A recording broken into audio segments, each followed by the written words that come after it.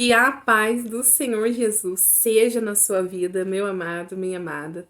Glória a Deus, glorificado seja o nome do nosso Deus. Hoje eu estou vindo aqui diferente, né? Todas as vezes eu gravo áudio aqui no Salmos, mas hoje o Senhor colocou meu coração de vir aqui estar falando com você, para nós meditarmos em Salmos. Quero fazer uma breve introdução daquilo que o Senhor colocou no meu coração, porque é um Salmos grandes, então a gente vai não enrolar, né? Não demorar para nós entrarmos na palavra. Desde quando o Senhor colocou meu coração de estar aqui falando, gravando, meditando em salmos, eu sempre acreditei que não seria somente uma um vídeo onde eu trazeria palavras vindas de Deus para a vida das outras pessoas, mas também para a minha. Então, eu sempre peço ao Senhor que não seja por mim, mas que seja pelo Senhor.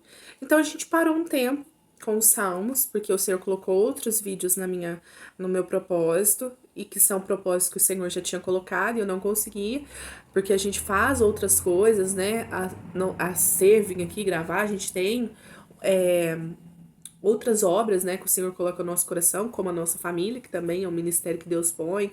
A gente tem os trabalhos fora do canal, né? Meu esposo trabalha, eu estudo, então a gente tem uma vida bem corrida fora daqui também. Mas eu nunca deixei o meu coração perder sobre voltar a gravar salmos. Até sempre meu esposo pergunta: e aí, que capítulo que você tá? Eu falei: ó, não tô gravando. Que eu sempre gravo no momento que ele não tá aqui, né? Porque ele trabalha de dia, então eu gosto de gravar durante o dia. E aí eu falava pra ele: não tô gravando, mas eu tenho fé que eu vou voltar a gravar e que vai dar tudo certo e que eu vou conseguir gravar, né? E aí hoje eu senti ao meu coração de estar vindo aqui gravar, né? E eu falei ao meu coração assim, ó, eu não quero simplesmente sentar ali como se fosse um robozinho, ler, refletir em alguns versículos e pronto. Não, né? Eu quero poder ser um instrumento de Deus na vida das outras pessoas. E por isso, irmãos, eu coloquei o meu coração, por mais que vai demorar um pouquinho mais, ainda mais nos salmos que são um pouco maiores, nós lermos a cada versículo, a cada 3, 2 versículos, um versículo, nós irmos meditando, para a gente ir compreendendo o que a palavra vai nos falando. Amém? Hoje, então, o Salmo 78, eu quero pedir para os irmãos que peguem a sua Bíblia, se você possui, se você não possui, vá acompanhando. Tem Bíblias também online, que se você for lá no Google, você vai achar. Depois, se você quiser meditar nessa palavra. A minha Bíblia, ela é traduzida de João Ferreira de Almeida, edição revista e corrigida. Você pode ir lá pesquisar, você vai ver que a nossa tradução vai assimilar. Traduções podem dar diferença, mas a palavra do Senhor, ela é a mesma e ela vem ensinar, trazer cura, renovo, transformação da nossa vida, né? Então vamos para a palavra. Salmo 78 foi um salmo histórico, né? Salmos escrito por Masquil de Asaf, que nos diz assim: o salmista vai nos falar assim: escutai a minha lei, povo meu, inclinai os vossos ouvidos às palavras da minha boca. Então, através dessa palavra, né, que o salmista vem falar para nós, que o Senhor está nos dizendo, que é para nós escutarmos a lei dele. Inclinar o vosso ouvido às palavras que saem da boca de Deus.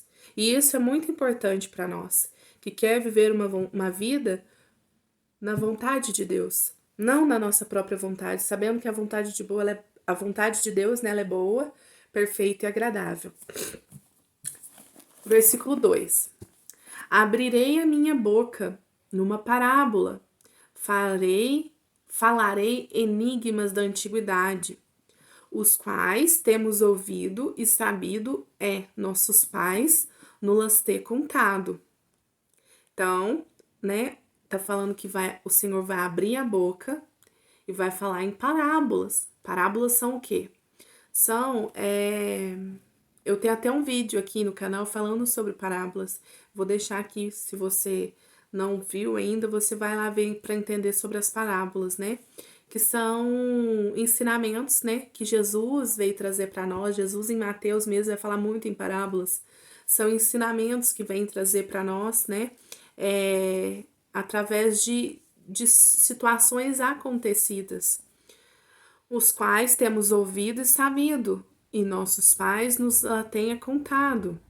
Não as encobriremos a seus filhos, mostrando às gerações futuras os louvores do Senhor, assim como sua força e as maravilhas que fez. Então tá falando que esse ensinamento que já é passado, será passado para as próximas gerações também. Porque ele estabeleceu um testemunho em Jacó e pôs numa lei em Israel, a qual deu aos vossos pais para que a fizesse conhecer a seus filhos, para que a geração vindoura a soubesse, os filhos que nascessem, os quais se levantassem e contassem a seus filhos, para que pusessem em Deus a sua esperança e não esquecesse das obras de Deus, mas guardassem os seus mandamentos. Irmãos, eu posso dizer algo para você. Hoje, né? Você tem a capacidade, se você ainda não tem filho assim como eu, se você tem a capacidade de instruir o seu filho, de ensinar ele o caminho que ele deve andar. E era isso que o salmista estava falando, né? Que ele iria instruir as gerações vindouras sobre as coisas do Senhor, acerca das coisas do Senhor, né?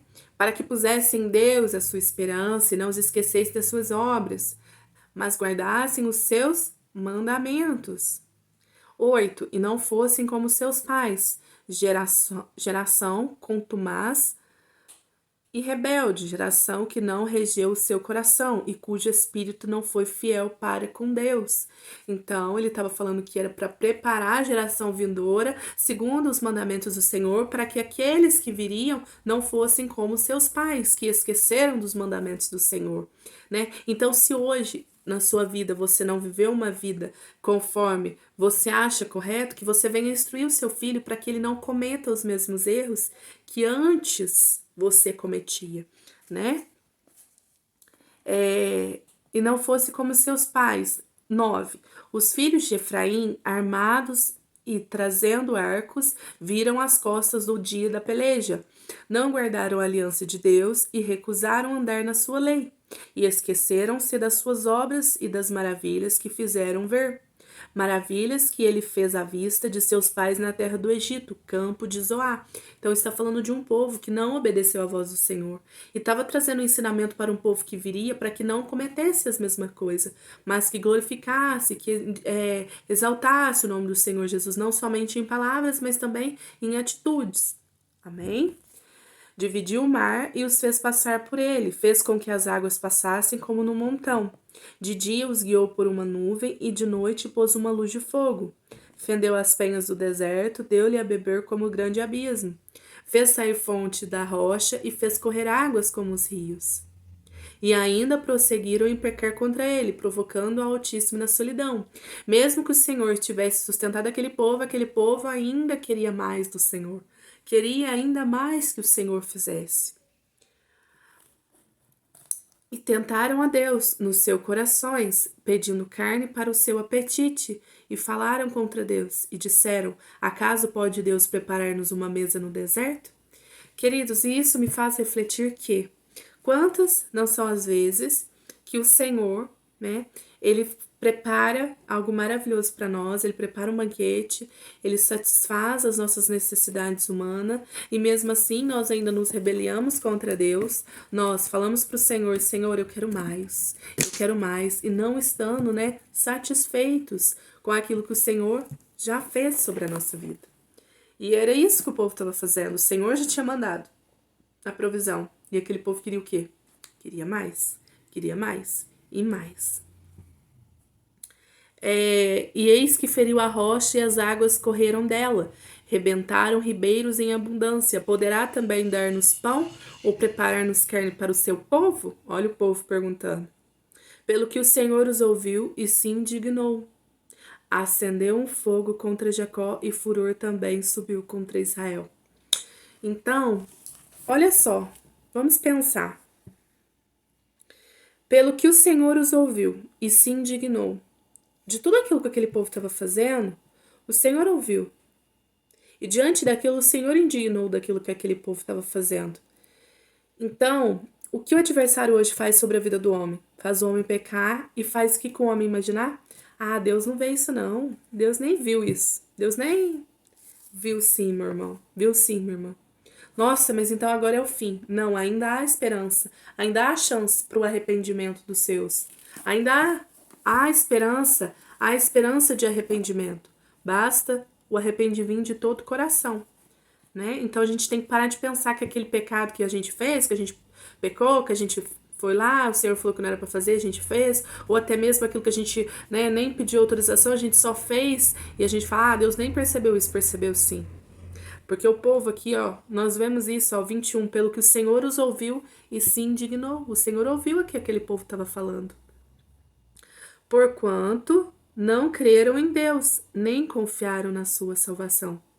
Aquele povo estava recebendo todo o suporte de Deus, todo o manancial de Deus, e mesmo assim aquele povo não creu em Deus, não acreditou em Deus, e não confiaram na salvação que vinha do Senhor.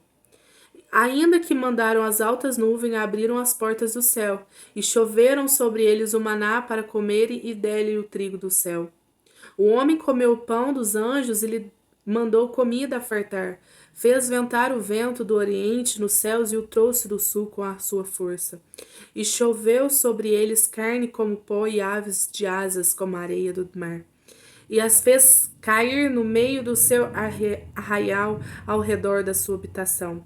Então comeram e fartaram bem, pois lhe cumpriu o seu desejo. Não refrearam o seu apetite. Ainda lhes estava a comida na boca, quando a ira de Deus desceu sobre eles e matou-os os mais robustos deles e feriu os escolhidos de Israel. Então, irmãos, aqui nós vemos que, mesmo o Senhor ter preparado tudo o que o Senhor preparou para o seu povo ainda estava insatisfeito com aquilo que o Senhor fazia. Muitas vezes nós não conseguimos enxergar aquilo que Deus faz sobre nós e nós nos indignamos, mas muitas das vezes está tudo sobre os nossos olhos e ainda nós queremos mais. Com tudo isso, ainda pecaram e não deram crédito às suas palavras. Perdão. Com tudo isso, ainda pecaram e não deram crédito às suas maravilhas, pelo que consumiu os seus dias na vaidade, os seus anos na angústia. Aquele povo sempre queria a sua vontade, a sua própria vontade. E hoje nós vemos isso no nosso meio. Um povo buscando a presença de Deus pelas suas próprias vontades, pelo seu próprio ego. Porque eu quero aquilo que vai me acariciar, não aquilo que vai arrancar, aquilo que vai me gerar coisas ruins. É isso que o povo está querendo. Uma presença de um Deus que vai satisfazer as suas próprias vontades. Pronto, acabou. Quando os matava, então procurava, voltavam e de madrugada buscavam a Deus, e se lembrava de que Deus era a sua rocha e o Deus Altíssimo e seu Redentor. Todavia lisonjeava-no com a boca, mas com a língua ele mentia, porque o seu coração não era reto para com ele, nem fora fiéis na sua aliança. Ele, porém, que é misericordioso, perdoou a sua iniquidade e não os destruiu. Antes, muitas vezes, desviou o seu furor e não despertou a sua ira. Mesmo o povo fazendo tudo aquilo, o Senhor o perdoou. Então, hoje, o Senhor tem a capacidade de nos perdoar também. Basta nós retrocedermos, basta nós pedirmos perdão, basta nós arrependermos das coisas erradas, ao quais muitas são as vezes que nós fazemos, né? Porque se lembrou de quem era de carne, vento que passa e não volta. Quantas vezes o provocaram no deserto e molestaram na solidão? Voltaram atrás, tentaram a Deus e provocaram o Santo de Israel. Não se lembraram da sua mão, nem do dia em que livrou do adversário. Como operou os seus sinais no Egito e as suas maravilhas no campo de Zoá. E converteu os seus rios e as suas correntes em sangue, para que não pudessem beber. Enviou entre eles enxames de mosca que os consumiram e rãs que os destruíram. Deu também às larvas a sua lavoura e o seu trabalho aos gafanhotos. Destruiu as vinhas como saraiva e as figueiras como granizo. Também entregou o seu gado à saraiva e o seu rebanho aos raios. Lançou sobre eles ao redor a sua ira, furor, indignação e angústia, mandando seus anjos contra eles. Preparou o caminho à sua ira, não eximiu as suas almas da morte, mas entregou a pestilência às suas vidas, e feriu a todo primogênito no Egito, primícias da sua força nas tendas de Cã. Mas fez com que o seu povo saísse como ovelha, e os guiou pelo deserto como um rebanho. Aleluia! Mas fez com que o seu povo saísse como ovelha, e os guiou pelo deserto como um rebanho. Oh, como o Senhor é um bom pastor sobre os teus! E os trouxe até o lugar do seu santuário, até este monte que a sua destra adquiriu. E expulsou as nações diante deles. Ele dividiu uma herança por medida e fez habitar em suas tendas as tribos de Israel. Contudo, tentaram e provocaram o Deus Altíssimo e não guardaram os seus testemunhos. O Senhor foi aquele que livrou o povo da mão do adversário, tirou aquele povo, guiou como ovelhas no deserto, guiou as ovelhas no deserto, mandou maná e mesmo assim o povo se rebelou contra o Senhor. Mas retiraram-se para trás e portaram-se infielmente como seus pais, viraram como um arco enganoso, pois o provocaram a ira com os seus altares e despertaram seu zelo contra as imagens de escultura. Mesmo tendo um só Deus, que carregava aquele povo no colo, aquele povo ainda queria ter outros deuses, que eles que tinham que carregar os deuses no colo. Um povo que larga de ser carregado no colo pelo Deus Altíssimo e prefere carregar os seus próprios deuses. Deus ouviu isto e se indignou, e aborreceu a Israel sobremodo, pelo que desamparou o tabernáculo de Siló, e tenda que estabeleceu entre os homens. E deu a sua força ao cativeiro, e a sua glória à mão do inimigo. Entregou o seu povo à espada, e enfureceu contra a sua herança. O fogo consumiu os seus jovens, e as moças não foram dadas em casamento. Os seus sacerdotes caíram à espada e as viúvas não fizeram lamentação. Então o Senhor despertou como que acaba de dormir, como um valente que se alegra com o vinho, e feriu os seus adversários por detrás e por luz, e pô-los em perpétuo desprezo. Além disto, recusou as tendas de José e não elegeu a tribo de Efraim. Antes elegeu a tribo de Judá, o monte Sião, que ele amava.